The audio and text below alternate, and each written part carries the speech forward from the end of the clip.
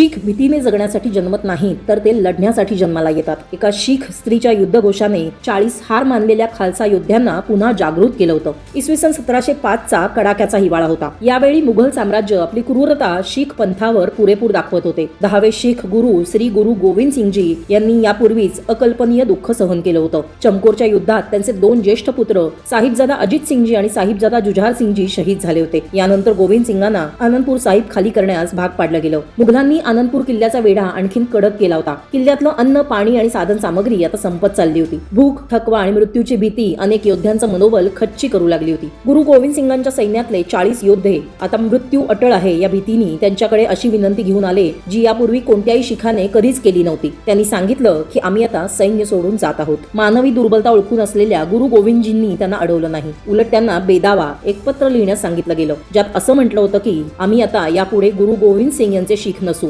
आणि अशा प्रकारे ते 40 योद्धे निघून गेले. मात्र या दरम्यान त्यांनी आपली शांतता गमावली होती. घरी पोचल्यावर माता भक्कोर, ज्यांना माई भागो म्हणूनही ओळखले जाते, ती खालसा योद्धा महिला धगधगत्या धैर्यानं त्यांच्या पुढे उभी ठाकली. तिने त्यांच्या कृतीला भ्याडपणा असं संबोधलं. तिचे शब्द त्यांच्या अंतःकरणात खोलवर घुसले आणि त्यांच्या लाजेचं जागृतीमध्ये रूपांतर झालं. त्या 40 योद्ध्यांनी पुन्हा एकदा शस्त्र उचलली, जगण्यासाठी नाही तर आपला आत्मसन्मान परत मिळवण्यासाठी. डिसेंबर 1705 मध्ये गुरु गोविंद सिंगजी खिद्राणा दी ढाब इथं पोहोचले असताना माई भागो यांच्या नेतृत्वाखाली हे 40 योद्धे युद्धात उतरले. ते सिंहासारखे लढले आणि आपल्या गुरूंचं रक्षण करण्यासाठी त्यांनी आपल्या प्राणांची आहुती दिली. युद्ध संपलं तेव्हा ते सर्व 40 जण शहीद झाले होते. त्यांच्या मृतदेहांजवळ उभं राहून गुरु गोविंद सिंगांनी आधीचा तो बेदावा फाडून टाकला आणि त्यांच्या आत्म्यांना मुक्त केलं. त्या दिवसापासून हे 40 अमर झालेले योद्धे चाली मुक्ते म्हणून इतिहासात अजरामर झाले.